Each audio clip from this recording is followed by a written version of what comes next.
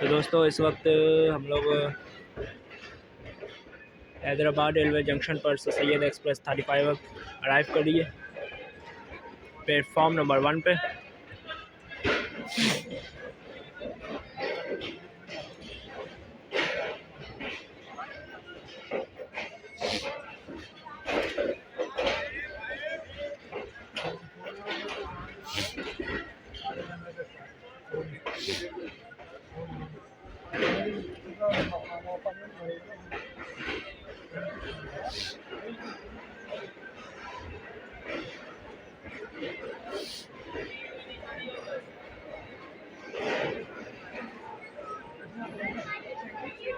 और तकरीबन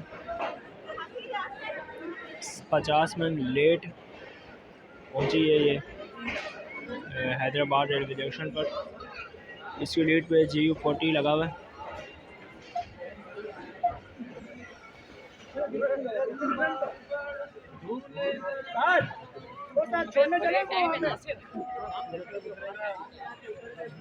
तो अभी आपने इसका अराइवल देखा, आप अब इसके तमाचा देखिएगा।